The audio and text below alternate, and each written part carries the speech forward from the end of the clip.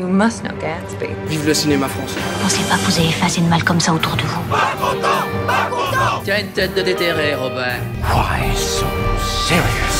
Vous avez vu une vraie licorne vivante? Pourquoi tu pleures? Maybe I'm not good enough. I'm Captain Jack Sparrow. Ravi de vous retrouver pour Clapement 5, votre nouveau podcast cinéma tous les lundis, mercredis et vendredis. Je m'appelle Aurélien Rapatel et j'ai le plaisir de vous présenter ce nouveau divertissement. Chaque lundi, vous aurez le droit à la critique d'un film sorti récemment au cinéma et aujourd'hui, c'est dans la chambre 212 de Christophe Honoré que les chroniqueurs et moi-même allons nous installer. Je vais d'ailleurs vous les présenter, ces chroniqueurs. Pour la première, l'économie du cinéma n'a plus de secret et pourtant elle adore Aquaman, c'est Elsa Morel. Bonjour. Nous retrouvons aussi notre directeur de casting et comédien qui n'a pas encore idée de ce dans quoi il s'est embarqué, surtout avec qui il s'est embarqué. Dans ce podcast, c'est Sébastien Fanet. Enchanté. Notre comédienne en devenir et spécialiste des films de Louis de Funès, on espère qu'elle acceptera de nous faire la danse de Rabbi Jacob. Retrouvons Paula Fraison. Bonjour, et non, je ne te ferai pas plaisir. Oh, c'est dommage, tout le monde va bien, en forme aujourd'hui, Oui. en forme pour ce petit lundi. Et bah très bien, et bah écoutez, Chiara Mastroianni, Camille Cotin, Vincent Lacoste et Benjamin Biolay sont au casting du dernier film de Christophe Honoré, Chambre 212. Pour résumer le film, il s'agit de l'histoire de Maria qui décide de quitter le domicile conjugal après une dispute au sujet de l'adultère qu'elle vient de commettre. Elle part s'installer dans la chambre 212 de l'hôtel en face et elle se demande si elle a pris la bonne décision. Bien des personnages de sa vie ont une idée sur la question et ils comptent le lui faire savoir. Et bah je vais laisser la parole aux chroniqueurs qui vont nous donner leurs avis, nous diront combien de claps ils mettent au film sur 5 maximum, 0 étant la note minimum et 5 la meilleure note. Paula, on va commencer avec toi. Chambre 212, qu'est-ce que tu nous en dis? Alors, Petit lundi pour Paula. Voilà. Non, disons que je retrousse un peu mes manches parce que j'ai un avis très mitigé. Je trouve qu'il y a des bonnes choses, mais pour moi, ça a été quand même relativement long comme expérience. En fait, ce que je reproche un peu au film, c'est que j'ai l'impression pendant plus d'une heure et demie ou peut-être un peu moins, je sais plus combien de temps ça dure ce film-là. Il dure 1h27. Bon bah pendant 1h27, très exactement, j'ai quand même eu l'impression d'être à l'exposition des grandes, moyennes et petites névroses des bourgeois. Et c'est pas que ça m'emmerde, mais ça m'emmerde. Donc voilà, pour le coup, il y a beaucoup de trucs où en fait j'avais vraiment l'impression que c'était très superficiel et où ça m'a agacée. Après, c'est dommage parce qu'il y a des belles réflexions féministes qui font plaisir. C'est plaisant de voir ça dans un film, de voir que bah oui, en effet, il y a des femmes qui sacrifient leur vie pour un homme, que bah en fait elles se rendent compte qu'elles ont la possibilité de faire autrement. Il y a le mariage a l'air quand même d'être un poids pour le personnage qui est joué par Chiara Mastroianni. Elle a du désir pour des hommes plus jeunes et tout, donc il y a beaucoup de choses où tu te dis ah ouais c'est bien, et genre j'avais l'impression d'être un peu dans une version très très light de Sorcière de Mona Chollet, donc c'était cool. Mais en fait je trouve que ce propos féministe est complètement ne passe pas, parce que les personnages qui le portent sont très malsains en fait. Enfin la femme, pour moi, je sais même plus le nom de ce personnage qui est joué par Chiara Mastroianni, c'est quoi son nom? Maria, voilà, c'est ça. Bah je trouve que Maria en fait c'est une femme qui est quand même pas très cool quoi. Enfin t'as du mal à être en empathie avec elle parce que bah elle trompe son mari. Ah oui, pardon, je spoil, hein, mais je vais spoiler. Allons-y, écoutez. Elle trompe son mari et en fait quand son mari l'apprend, elle est en mode genre t'as même pas à me faire la gueule, genre c'est comme ça, c'est comme ça que les mariages tiennent, et puis bah c'est pas le lieu qu'on ait une embrouille pour ça, et genre c'est normal, et paf, fin de l'histoire quoi. Après ça peut être une vision de quelqu'un qui pense que les mariages fonctionnent comme ça peut. Certes, mais enfin son conjoint essaye quand même de l'amener à discuter et tout, et elle ferme beaucoup de dialogues et elle apparaît quand même comme très égoïste, donc moi je me suis dit ça me pose quand même problème. Et l'autre personnage c'est la prof de piano Irène. Qui est joué par Camille Cotin. Voilà. Et ce que je trouve quand même très problématique, c'est que même si elle a un peu sacrifié sa vie pour cet homme que finalement elle a jamais eu, ce qui me pose problème, c'est qu'elle a quand même commencé à le fréquenter quand il était au collège, et donc légalement ça s'appelle de la pédophilie. donc désolée, mais pour moi c'est très problématique, parce qu'en fait aussi juste et légitime qu'est le propos féministe qui est derrière, il est pas recevable parce qu'il vient de personnages qui sont pas moraux et qui sont limite dangereux quoi, tu vois. Donc moi j'étais en train de me dire mais c'est dommage, parce que ça donne presque pas envie de les écouter alors que ce qu'elles disent est vrai. Donc voilà ce que j'en ai pensé. Et je trouve aussi ce qui m'a beaucoup marqué, c'est la musique que j'ai trouvé quand même assez agréable. Mais dans l'ensemble, je trouve en fait que Christophe Honoré est mieux au théâtre parce que sa mise en scène, pour moi, c'est pas loin du théâtre filmé, tellement c'est théâtral, ça crève c'est très l'écran. huis clos. Hein. Ah ouais, mais même dans les plans, dans la façon dont il aborde le truc et tout, je me suis dit, mais ça, dans un théâtre, j'aurais préféré voir ça au théâtre que de voir ça sur écran parce que pour moi, il exploite pas assez l'image et la qualité du cinéma. Voilà. Sébastien, qu'as-tu pensé du film ? Bah, on n'est pas sur un Fast and Furious 7, donc il n'y a pas trop d'explosions et ça manque peut-être un peu de chauve baraqué qui passe par la fenêtre. Ah, t'es un fan de Fast and Furious ? Pas du tout, mais c'était une métaphore pour dire que c'était un film qui est en effet assez lent, 1h27. Il y a pire comme film lent. Bah, il y a pire, mais Interstellar m'a paru plus rapide. Voilà. Interstellar est rapide, avec ses 3 heures de voilà, film. 3 heures, oui. Non, alors, en soi... C'est un film qui, dans son style, est bon parce que le jeu d'acteur est quand même juste. Le propos qui est tenu justement sur le féminisme, il y a quand même un message qui est sympa et qui est intelligent. Après, je trouve qu'il y a quand même quelques longueurs. En effet, moi j'ai un petit peu de mal à croire en la crédibilité des acteurs quand c'est aussi joué que ça, aussi parlé et quand c'est aussi théâtre. Donc moi justement en sortant de ce film, je me suis dit mais c'est pas possible, c'est une pièce de théâtre. Ça, précisons que les acteurs ne jouent pas de façon très réaliste. C'est pas un avis, hein, c'est plutôt c'est un choix. C'est une volonté de Christophe Honoré de les ancrer dans une incarnation qui effectivement est peut-être un petit peu compliquée, un peu plus proche du théâtre que du cinéma. Elsa, oui, tu voulais compléter ce que disait Non, je suis d'accord avec ce qu'il dit. Vas-y, je t'en prie, continue. Donc oui, donc c'est un film qui est quand même assez lent. Après, c'est le genre de film sur lequel je me concentre vachement sur la performance des acteurs. Il y a quand même des dialogues qui sont assez croustillants, il y a des situations qui sont super.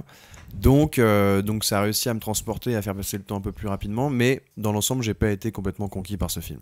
Elsa, la chambre 212, que t'inspire-t-elle ? Que m'inspire-t-elle ? Non, mais en gros, moi j'avais très peur de m'ennuyer aussi. Et je me suis moins ennuyée que prévu, on va dire. L'ennui est moins. Notamment grâce à des scènes plutôt comiques qui sont intervenues. Notamment, moi, j'ai trop rigolé quand il y a le sosie de Charles Aznavour qui est arrivé. Excellent. On ira voir les baleines. Mais j'ai ri. J'étais toute seule à rire, mais j'ai ri. Et du coup, voilà, ça je trouve bien. Mais en même temps, les espèces de quiproquos, les choses comme ça, c'est aussi propre au théâtre, disons, fait. Et, pardon. Et moi j'ai beaucoup aimé le jeu de Vincent Lacoste que j'ai trouvé juste dans le film. Oui, naturel. Mais j'ai trouvé que le quatuor il était plutôt bon dans son style justement. Et c'est eux qui tiennent la baraque et heureusement parce qu'ils arrivent à nous faire vivre des émotions et nous faire rire. Mais par contre j'ai eu du mal à m'immiscer vraiment dans leurs problèmes de couple où je me disais c'est un peu problème de riches. Voilà.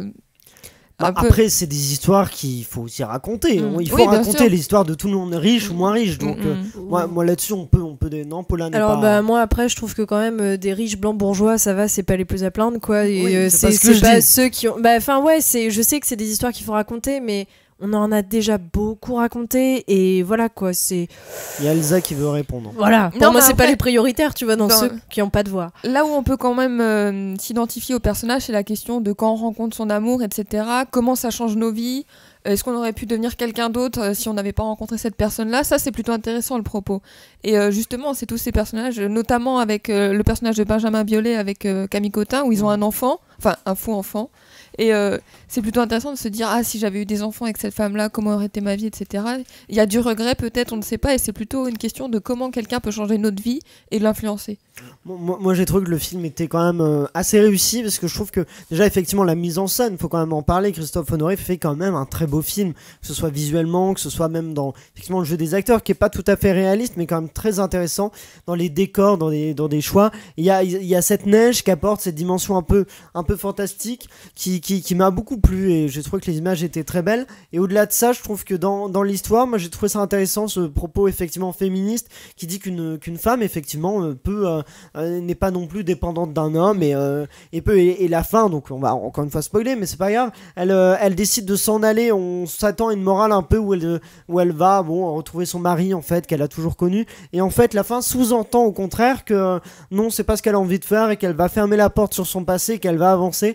Et ça j'ai trouvé trouvé ça intéressant de pas tomber dans cette niaiserie-là, de dire elle va rester avec lui. Et je trouve que ça donne beaucoup de liberté au personnage de Chiara Mastroianni qui est très bien interprété, qui a eu le prix d'ailleurs d'interprétation dans la catégorie Un certain regard au Festival de Cannes. Et donc je trouve que c'est une belle fable, une belle histoire. Oui, Sébastien. Alors tout à fait, moi je suis très d'accord avec toi sur le fait que la fin est intelligente et pas forcément attendue. Donc ça nous reprend un peu sur la fin. Aussi j'ai trouvé très intéressant l'image de soi du présent confronté au soi du passé, ou plutôt au soi à travers la personne qu'on a eue en tant qu'amour de jeunesse. Et ce qui rend les scènes entre Vincent Lacoste et Maria. Comment s'appelle l'actrice ? Maria, c'est Chiara Mastroianni. Voilà, je ne prononcerai jamais ce nom de famille.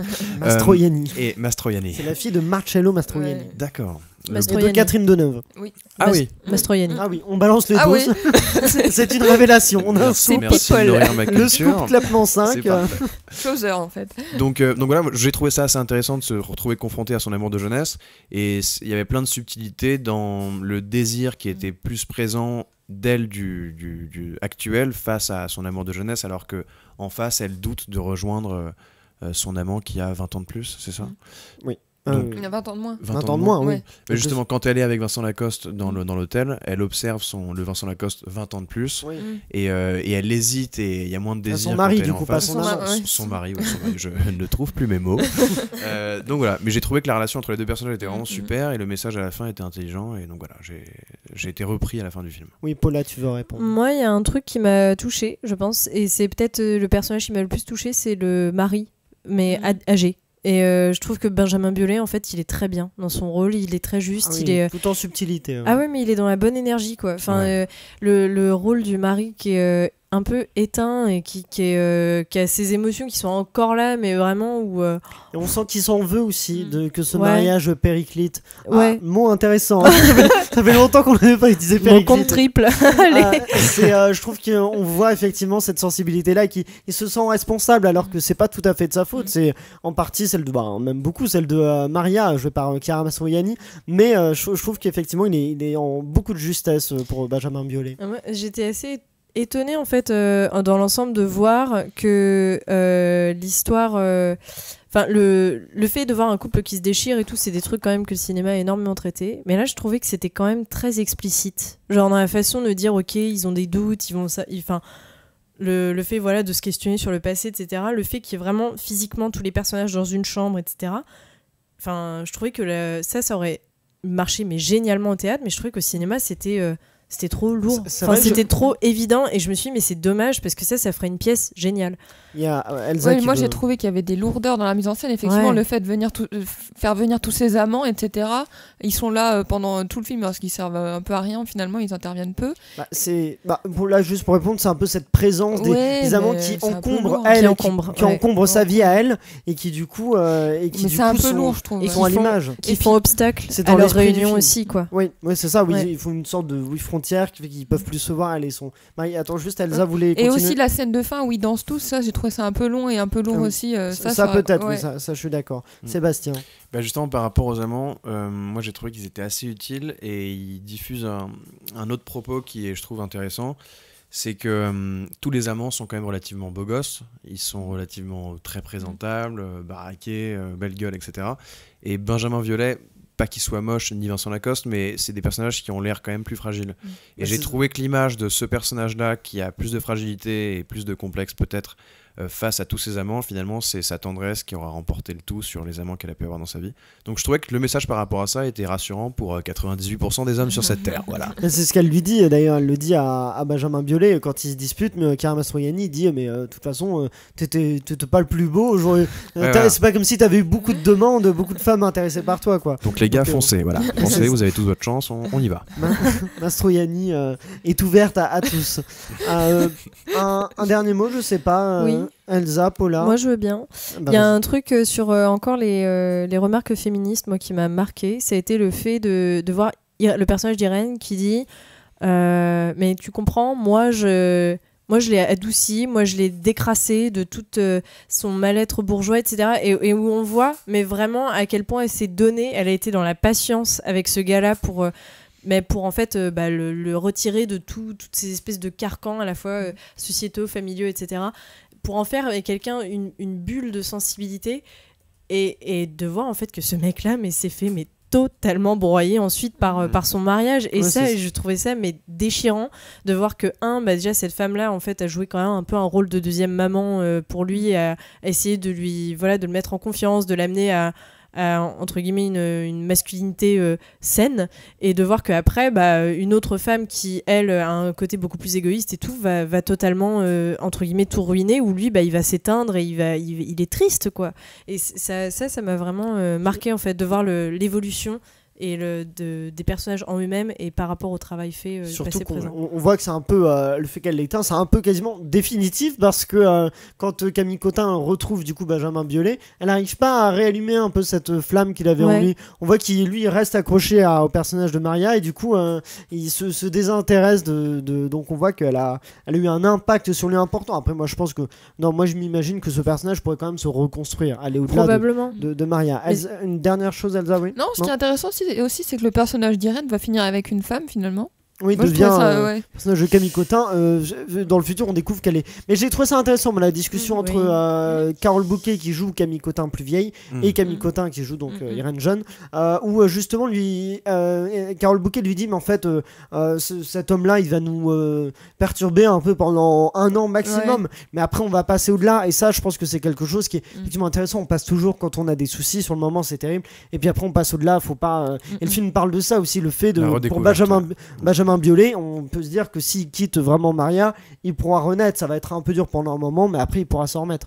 Oui, non, moi ce que je trouvais un peu, ce qui m'a, bon après c'est peut-être mon militantisme refoulé qui s'exprime là, mais ce qui m'a un peu saoulé, c'est que je trouvais ça presque un peu facile en fait de dire non mais genre t'as sacrifié ta vie pour un homme, alors du coup voilà elle va finir lesbienne et tout, et, alors qu'en fait il y a des personnes qui sont bisexuelles et ça c'est un truc genre après, tu vis avec. Ils disent pas ça avec ils disent pas c'est pas une conséquence non plus. Il y a un moment donné où ils disent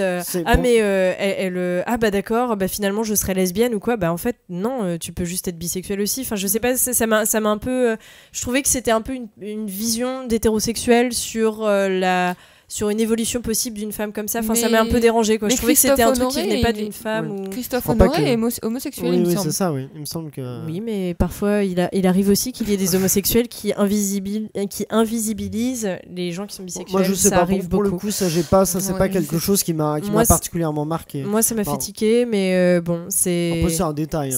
Oui, c'est vraiment très anecdotique.